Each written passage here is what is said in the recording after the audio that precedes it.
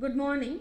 Today we will be doing on chapter 9, unit 4, that is the exchange rate and its economic effects. So totally we are looking into all the international capital movements and the international trade itself. So the exchange rate and its economic effects are what we are going to look into.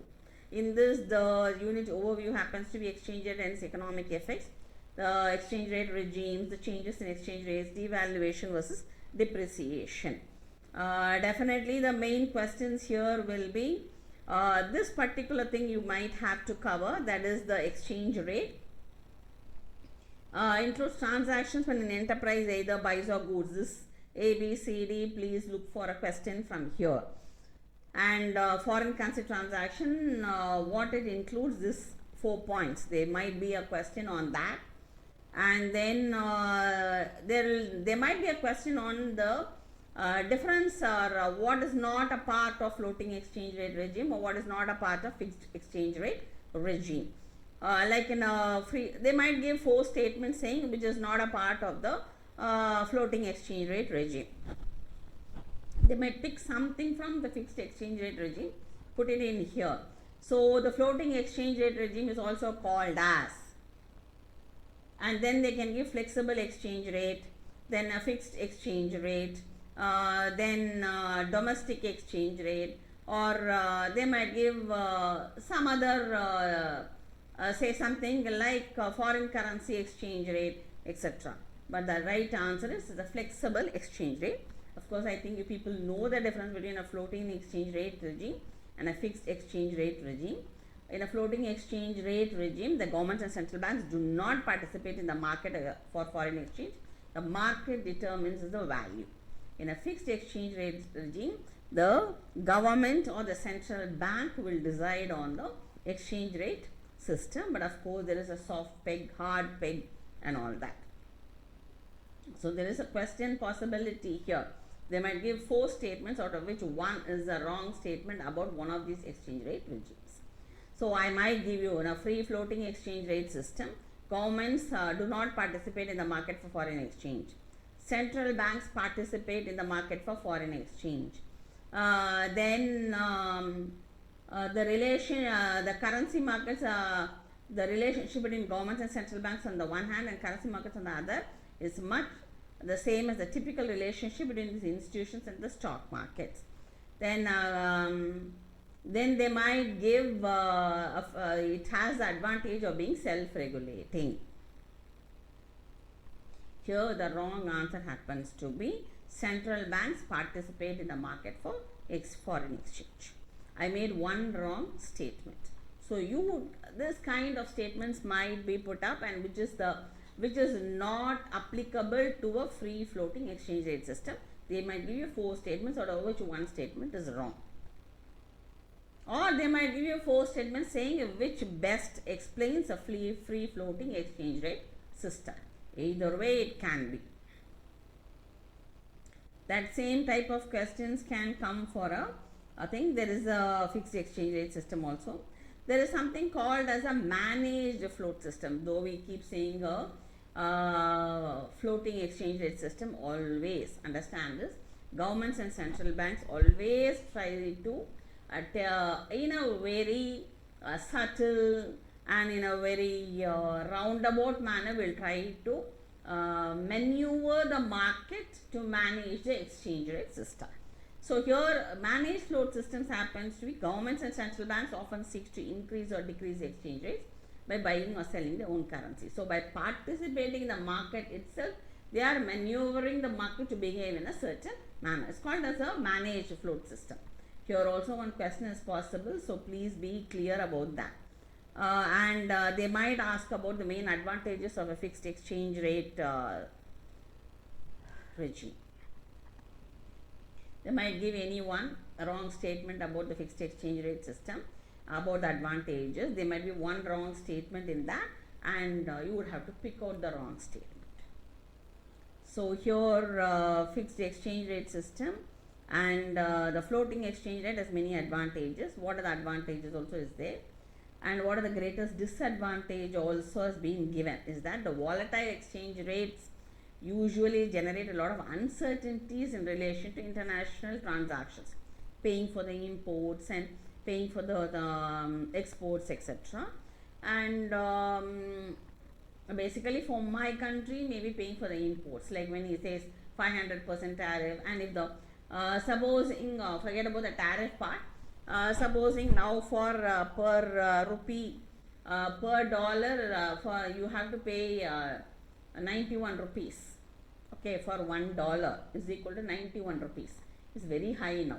So when that comes, it lacks that it becomes very volatile, and it's very dangerous for us. We should have enough foreign exchange reserves in our coffers, not treasury. So I'm just explaining in a manner.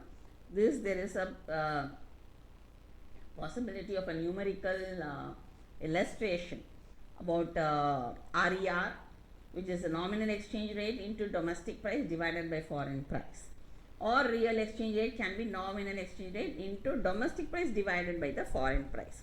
So how do you, it's called, they might ask a question, what is REER?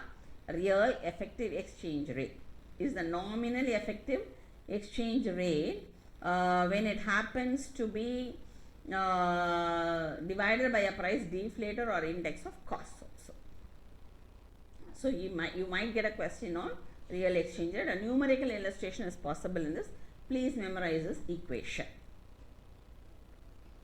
Then you have the foreign exchange market.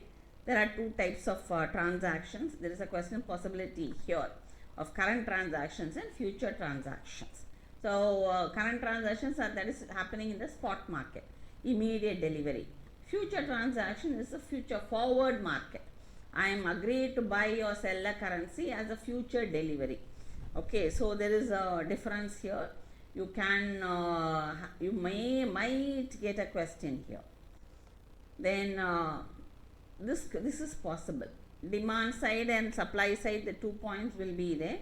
Whatever is in the demand side, slightly change it, it will be for the supply side.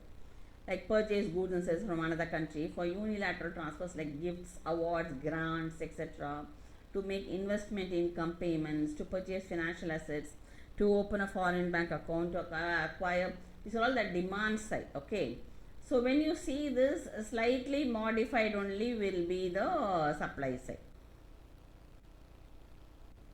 And so they will be there here itself, there will be a supply side also. If you see this, they operate for the similar reasons. Supply or demand is the two sides of the same coin. That's what they would have explained in the next paragraph itself.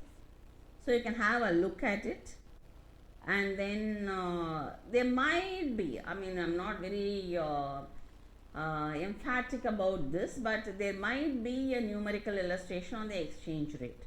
So what will it affect? Supposing I give you like this, like the exchange rupee dollar exchange rate in the month of January is $1 for 70. In the month of April it becomes $1, you have to pay 75 rupees. So in that case, what will be affected? I give you 4 statements. Export and import will be affected. Payment for imports will be affected. Payment for exports will be affected. None of these are right. So the actual answer happens to be imports will be affected, because I have to pay more. In a country, I have to pay more. For a foreign country, it's cheaper to buy from us, because if we pay 75, now I have to pay less to buy your goods from my Indian goods. But Indian country, to buy a foreign good, has to pay more. So you would have to go through that part. So they might give 4 statements on this. Maybe the statement will be about the exchange rate. They might give 4 statements on what it affects, and then it will go. Possibility of a question like that will be possible. Then one question on devaluation, that is, what is the difference between devaluation and depreciation? I'm just going to give you my very little or brief overview about this. So devaluation is when the deliberate downward adjustment in the value of a country's currency relative to another country's currency happens. The government itself deliberately devalues its currency. Depreciation happens when the market is actually falling down. In our case, when for 1 rupee, for $1 you have to pay 91 rupees, is a depreciation. not devaluation. Devaluation you will do when no one is ready to take our exports, because my rupee has increased in value. Maybe people will not take exports from me. My export market will be affected. That is why I will devalue a currency. So revaluation is when I increase the value of my currency. Appreciation is opposite of depreciation, when my currency appreciates. So or becomes better in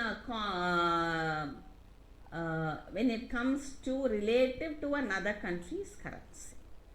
So there's a possibility of a question here. So impacts also, please go through all these. How it affects, I already gave you one question. So you the possibility of a question is there. So that is the thing here. And you must have to go through all this, how the fiscal health of a country whose currency depreciates is likely to be affected by rising export earnings and import payments, consequent impact on current account balance, etc. There are a lot of points given. So depreciation is also likely to add to consumer price inflation in the short run. Depreciation of my currency, okay, because though it's directly through its effect on prices of imported consumer goods, and also due to increased demand for domestic goods. So a lot of points are there. Just have a go through. I think it's very easy to understand and not a very difficult as such. And if you use your lateral thinking and you use your common sense itself, is very easy to understand.